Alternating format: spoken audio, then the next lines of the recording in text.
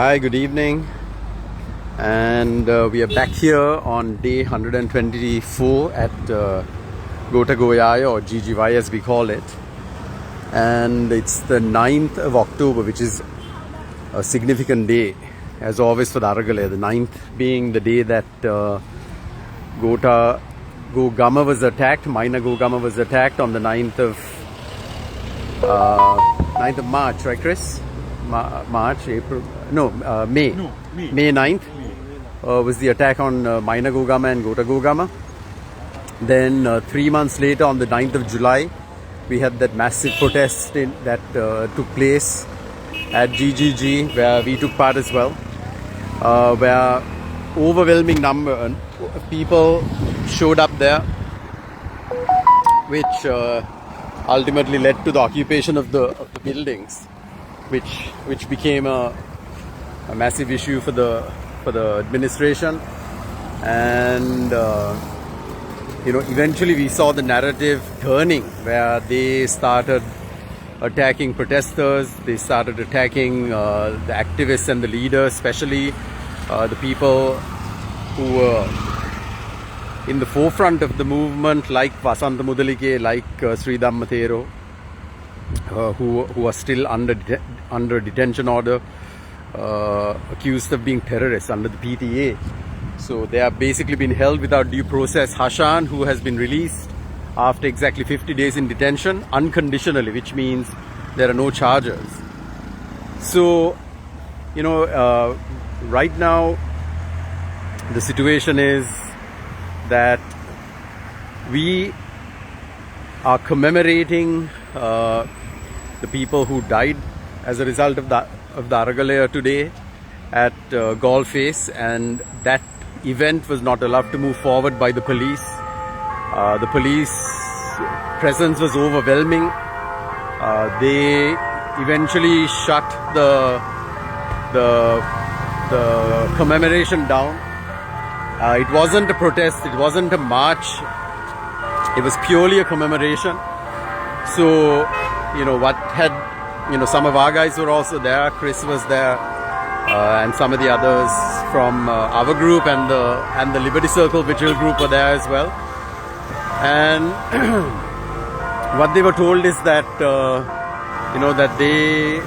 that there are complaints. I mean, honestly, at this point, I don't know what the police are doing, what they're doing. There is no consistency in the way that the law is being applied, and all we see is that the police acting in the service of the rulers of this country.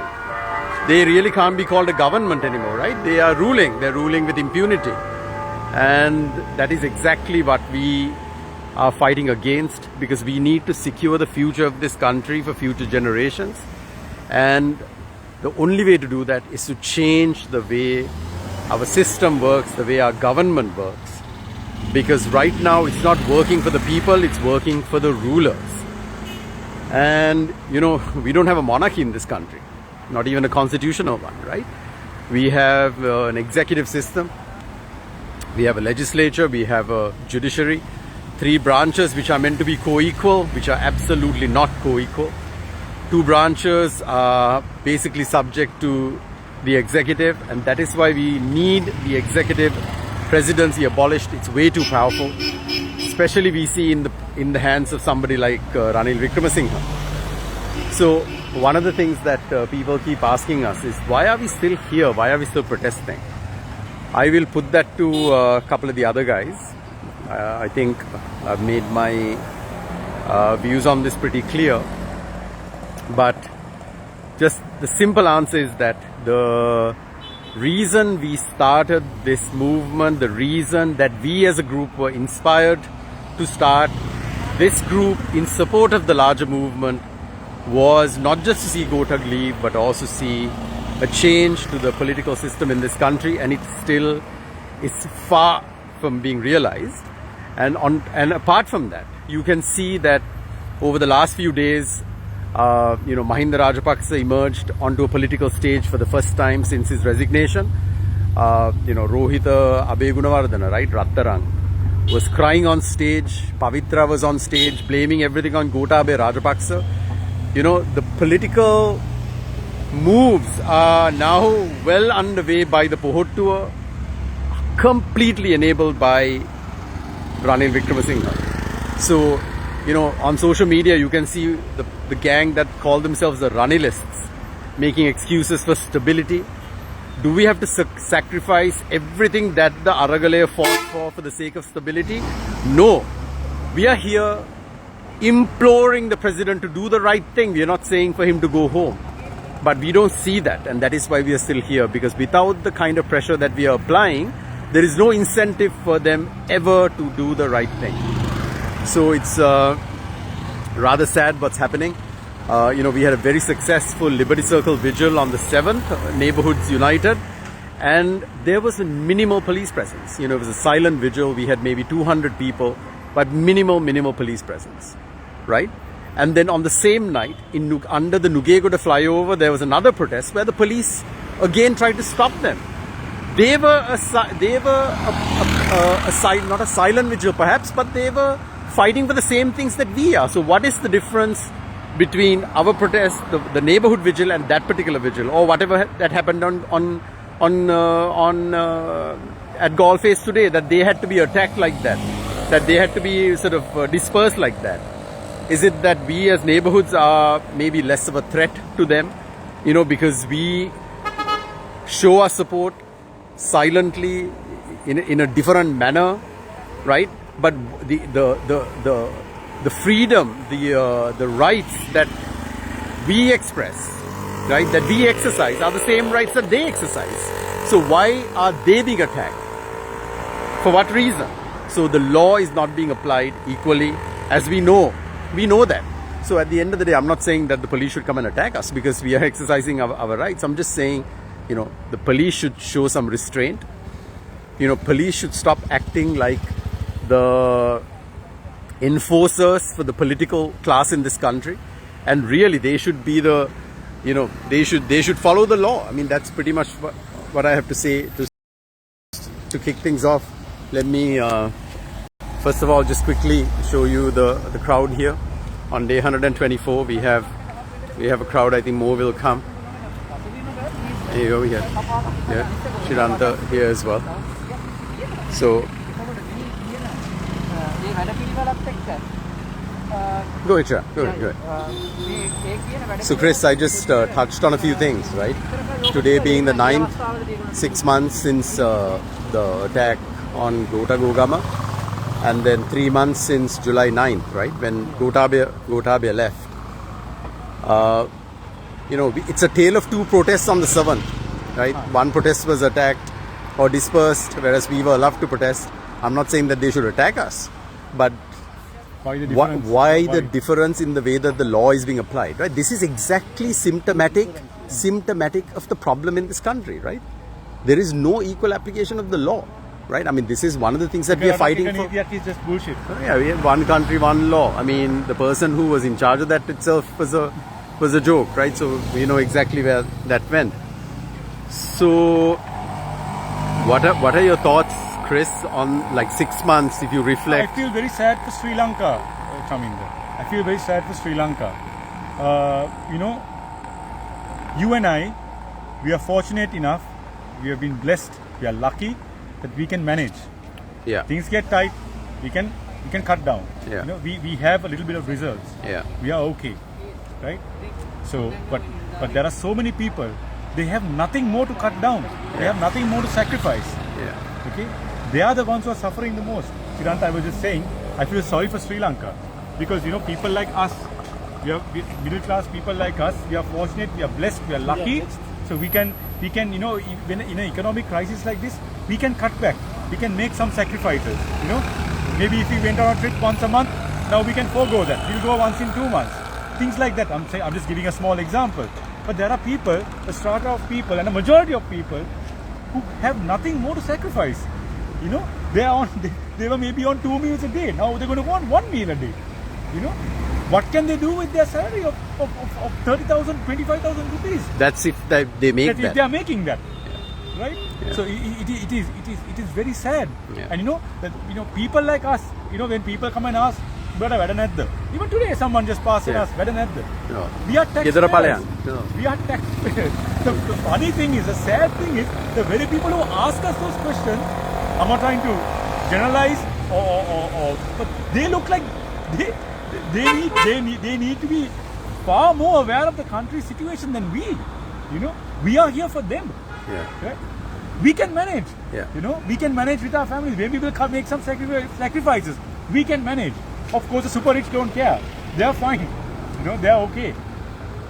So I think what made me the saddest this week was seeing that rally at Kalutara. Where Mahinda Rajapaksa, Rohit Abe Gunawardena, Pavitra, then Johnston, all rejects. How they are coming and fooling the public again. And what made me sadder was after all this and after all the hard work we have been doing trying to educate people, maybe we are doing in a small way, but after the Aragalaya, so many people got involved in that. Still you can see people clapping and so sometimes you wonder, why are we doing this? Can Sri Lanka be changed? Sometimes people say, people elect the government they deserve. However depressing that might be, we are not giving up. Today is our 124th day. I started personally on the 3rd of March at Kohuala. Another one of our members started on the 3rd of March. We started here on the 7th of April. We have been protesting daily until our 100th day. We are firm in our resolve. We believe that now more than ever, system change is needed. You can see, to everybody who told us after Ranil was appointed, no, now step back. You wanted to change, you wanted Gota to go home. Yes, that was one of our main slogans. We wanted Gota to go home. Gota's gone home. Now Ranil is there. Give him a chance. Now, we were certain that giving him a chance was not a good idea. However, we said, okay, let's give him that chance. Let's accept what the majority wants, give him a chance. What has happened? We are in the same or worse situation we are in now. Right? You heard what Mahinda came and said? Mahinda couldn't even remember on that stage that who the president was. Yeah. Then some bloody bugger has to come and tell him, Ranil ඉස්සර අපේ රනිල්ට බැන්නා. අර zombie කෙනෙක් වගේ ඉස්සර අපි රනිල්ට බැන්නා. දැන් අපිත් එක්ක මලමිනියක් නිකන් නැගිටලා ගේනවා වගේ. දැන් යා හරි මගට ඇවිල්ලාලු රනිල්. අනේ who are you fooling? How are you fooling? And actually guys, the people who are being fooled, what is wrong with you all? How much more do you want to suffer? The so-called Ranilists. Okay. Just have a look at the people here, Chiranta. Just turn your camera towards the people here. Do you think they are going to suffer? You think? No. We will somehow make amends. We will somehow we can somehow carry on. But there are look at that. The police. Just can you see that? Yeah. What are we doing here? This is a silent protest. Wait. No, today we have a bigger presence, huh?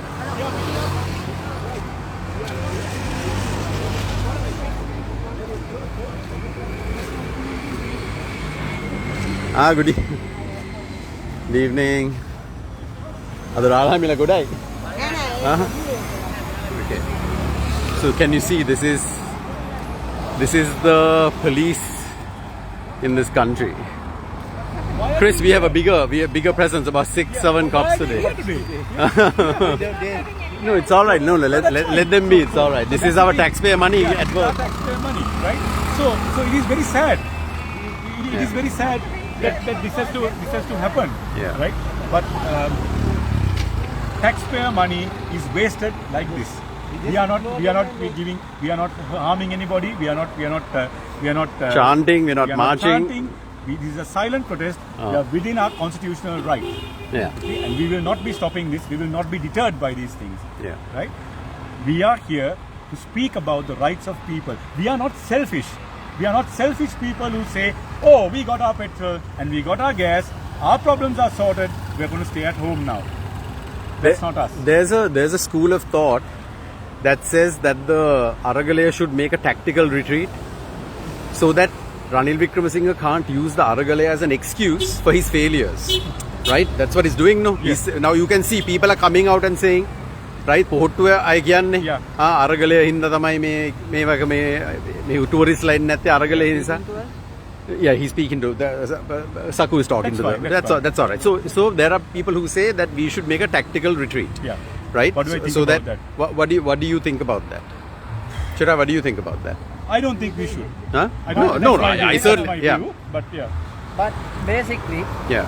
if they are going to if the people are supposed to do a tactical retreat, we must understand that this will not help the country at all. Yeah.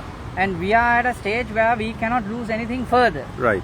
If we go and fall back and we expect, maybe this will go other way, and what we expect from that is let him fail so that he doesn't have the chance to blame us. Yes. That is the argument. No? Yes. That's the argument. That Yeah. is the argument. Yeah. So if he fails more, we won't have a road to come to the Come back street to that's too. right. Also, And no, Chiranta, and the if we and the want first my thing, counter- no, we can will I give a be- counter also the argument? first thing they will do is they'll claim a victory. Yeah. No, my counter argument is Yeah. that these guys, right? With all these protests, with people coming out and speaking, still, they are going about doing all these wrong things. 37 MPs being Correct. appointed. In the middle of economic crisis, Ranil going to UK, Ranil going to Japan, Funerals, yeah. right? Ranil come and lying to Parliament about the Japanese. He's going to Egypt. He's going to Egypt apparently. I just heard from Samir. Gone to Egypt. So these are all happening. Don't forget, while people are protesting. Yeah. So do you think they are going to go easy on these things? These people stop. So basically, without Politicians need the pressure. Yeah, The only without reason they got scared, they retreated, was because what happened on the 9th. Right? I do not support violence, but I am telling you, if what happened on the 9th did not happen, we would not have seen this withdrawal. Mahinda Rajapaksa would have still been Prime Minister, Gotabaya would have still been President, Niwad Cabral would have still been Central Bank Governor. By the way, do you know, Niwad Cabral, who has messed up the country economy so much, he lives in School Lane, he has army security. For what? For what? Gotabaya Rajapaksa. in a mansion provided by the people. From what I know, President, once he serves a term of 5.5 years, he's entitled to benefits. Gotabaya Rajapaksa ran our country down. He served only for 2 years, but he's been given the full benefits. How fair is that? Is that right? Is there no one to challenge this? Yeah. Right? So that means now Gotabaya has gone after 2.5 years. Now Ranil is there. Now 2 presidents will be getting a president's house, all these perks and privileges paid by us. Yeah. Right? Yeah. So actually it basically shows the way they attack the Aragalaya, the way they attack the people who are leading, the activists of the Aragalaya. What it shows is that they fear the people ultimately. Of course. They fear the people. So Rightfully people so. are the Rightfully so. only way that their power can be balanced, because they have the political power now. Until the next election comes, they still have political power. There's nothing we can do about it. The only thing that we can do is make a noise, get out here, keep the pressure to basically ask them to do the right thing, to do the decent thing, right? In the interest of the people and not in their own selfish self-interest, right? So we are there to balance that political power, and we have no power other than just the people, right? And our voices. That's why they want to shut our voices down. That's why they don't want, here to right? speak for any political party. Yeah. Yeah, Right? but, let me stop Yeah, this yeah, all, yeah. because basically what has happened is the reason why Yeah. these politicians have run down this country for all this time. Okay, basically they have done all the wrong things. Yeah. Because the people didn't fight it. Yeah, yes. The people never said, "No, So this is wrong." Chiranta, what do you This mean is- people are not people, fighting it? People didn't fight it. What do you mean people are not fighting it? People are still saying, what are you all doing on the road? Yeah. Go back. See? Still, Yeah. still, Yeah. after They- all, they country don't has been understand. bankrupted. Country has been bankrupted. Still, what are you all doing on the road? Right? Yeah. Go back. Don't you all have jobs? The thing is, So Chiranta, don't you have a job? yeah, I have a job. Do you have a job? We have a job.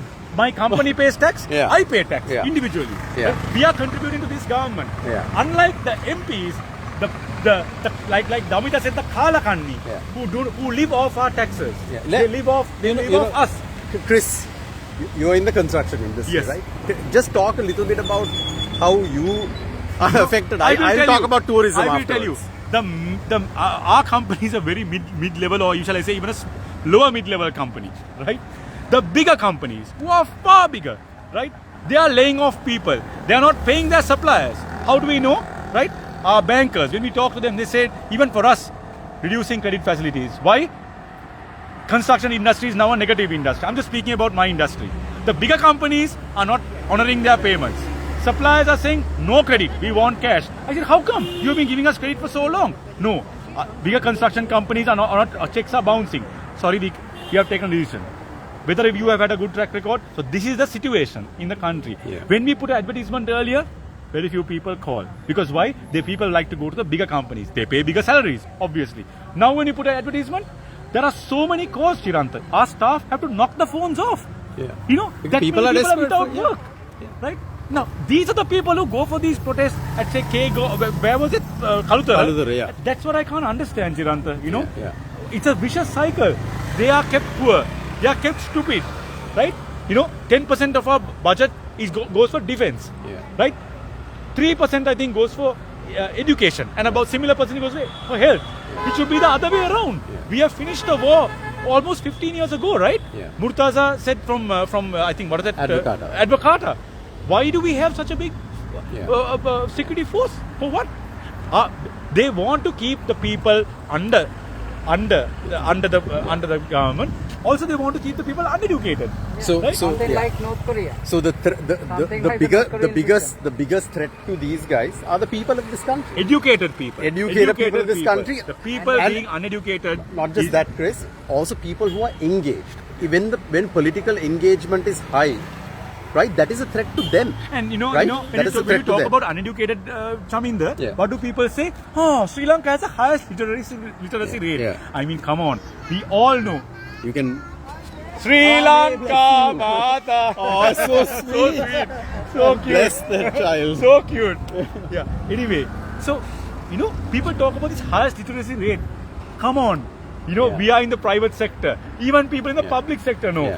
Yeah. You might have the highest literacy rate. You have the lowest IQ. Right? If you are willing to believe that a guy like Dhammika Panier can cure COVID.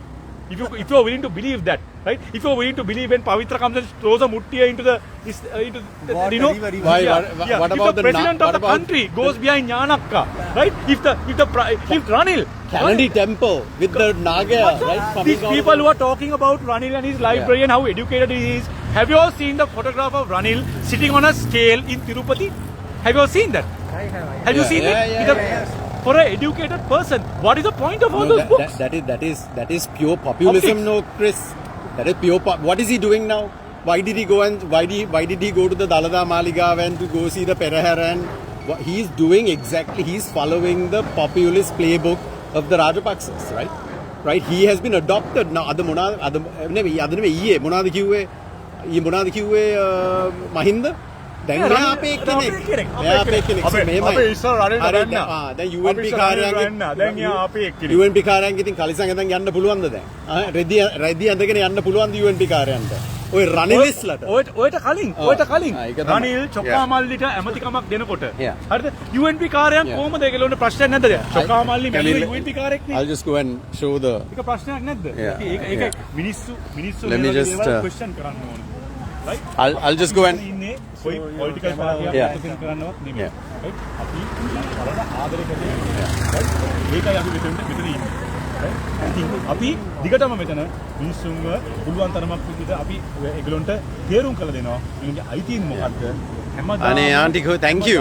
හිතන්න එපා ඒ විතරනටි. ඇන්ජල්සුමක් මේ අපේ Angelina's bro. Thank you.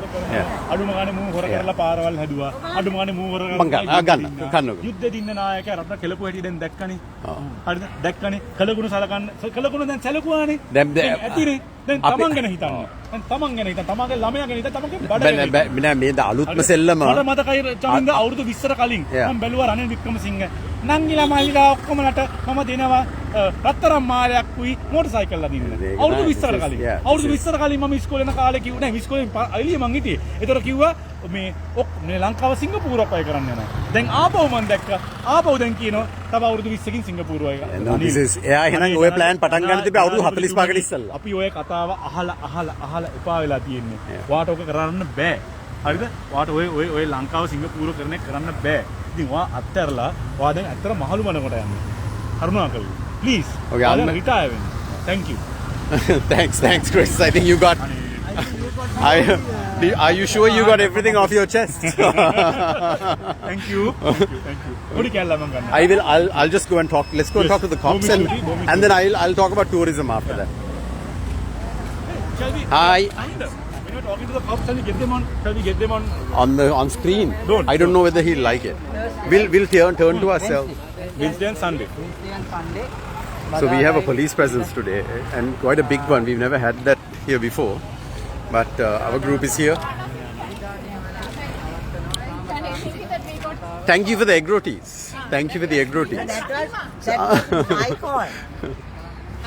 Yeah, because of her only. So Anjali, so I want to talk a little bit about tourism. Are you comfortable doing that? I'm going to do it. Okay, talk. Okay, no, no, because this whole narrative, this whole story that tourists are not coming because of Argala, that's like a new kind of a narrative that has cropped up. No, they're saying that, right? Tourists are not coming because of Argala. This is, and that we are preventing a recovery, right? So that is. Tourists are not coming because they right now, if you look at the Indians and all that, they are going to be very uncomfortable with the PTA and a rehab act because those are Yeah. really fundamental. And also, if you Right. look at the Western democracies. Yeah. For them, the right to freedom and Yeah, it's a human right is Right. very basic. So seeing, Yeah. I mean, people stand up for that just means that we are a vibrant democracy. yeah. So we should really uphold that democracy. Right. So basically, the way I look at it is that, I mean, our biggest source markets are liberal democracies, no? Right. Other than Russia, Ukraine, right now.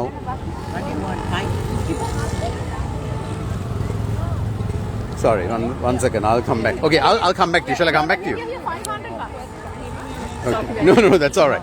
That's all right. So basically, our main source markets are liberal democracies, right? UK, Germany, France, Italy, Spain, and so on. Want to see Right, and those countries, they understand the right to protest, right? They understand the right to protest. Right, whenever we travel for travel fairs, we go to France or Spain or whatever, there's always a protest. I remember once, Uber drivers were protesting in Spain, right? Like you were literally getting egged when you go to the streets. That didn't prevent tourism, right? I mean, Spain, France, I mean, these are countries that have millions and millions more tourists than we do. But first of all, the state of emergency invalidated people's insurance schemes.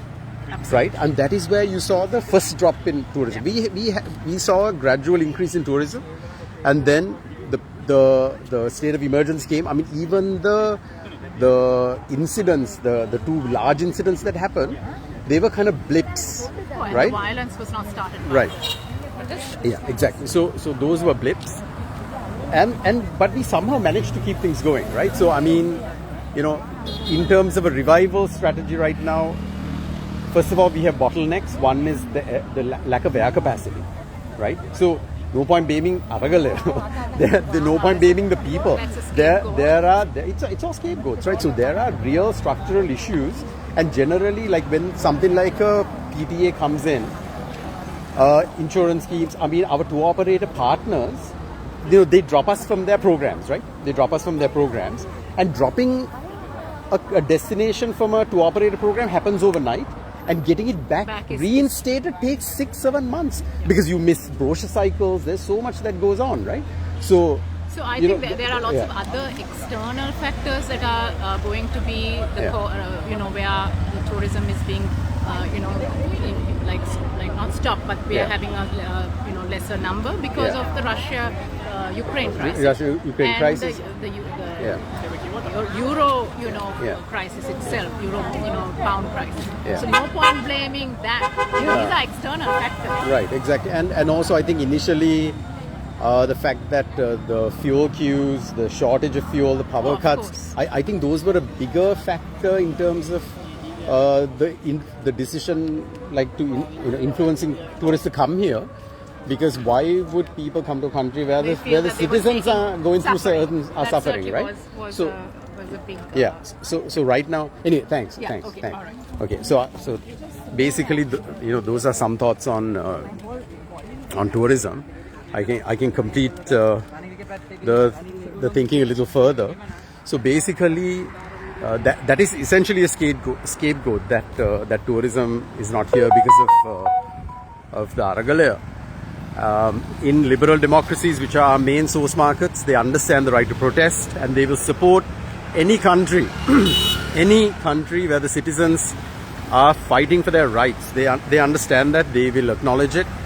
So, and things like these, like the PDA, like this Rehabilitation Bureau, these are the things that will be a red flag for anybody who is looking at, kind of thinking about Sri Lanka as a destination, and the way people are treated by the government, right? Not what the, and the way and what the people are going through within that country. I think those will be bigger factors that will influence the decision by a tourist whether they want to come to a country or not. But essentially, we are happy that access to fuel has improved. We are happy that electricity has been restored to a certain extent, because these, because we know that we need tourism dollars, and these will help in regaining our tourism business. But if you want to know what the problems are right now, it's air capacity. Air capacity is a massive bottleneck right now. I mean, we were dependent on Sri Lankan Airlines, we were dependent on the Middle East carriers, and their frequencies have dropped. So we need to restore air capacity. So even if our tour operator partners are willing to come here, I mean, right now we're engaging in all sorts of consumer campaigns. I don't know whether that is the right strategy, because we have amazing tour operator partnerships that have been with Sri Lanka all throughout the war, and after the war we have grown our business, we have grown our tour operator base. Right now it should be a period of consolidation where we work with our tour operator partners to bring them back, and then follow it up with a consumer campaign later on, but that's my thinking. So these are all just scapegoats. So going back to the movement at large, we as citizens of this country, we are incredibly concerned. We are here because we love this country. We want something good to happen to this country. We don't want to see unjust laws. We don't want to see people suffer. We don't want to see people's voices completely erased or subjugated or silenced, because these are enshrined in our constitution, right? So people should be able to speak up. So what we see is that they fear the people. They fear our voices rising. They fear political engagement. So they are doing everything in their power to keep us down, keep us silent, keep us subjugated, so that they can go back to what they were doing, right? The whole crony capitalist system that they were protecting, the old guard they were protecting, and that's what they want to go back to. So, I was just winding up, Sharan. I'm just saying that, okay, let me just wind up, then I can talk to you, okay? So thank you guys, thanks for tuning in. Day 124 today at Gotagoyaya, GGY as we call it now, and we'll be back here again on Wednesday for day 125. Our appetite hasn't waned for this fight. We are true believers in the need for system change in this country, and we will continue to stand here until we see that change actually materialize, not for anything, because we need to secure the future of this country for future generations. Because what we are fighting for is not just for meager, immediate comforts now. We are fighting for the future of this country. Thank you so much.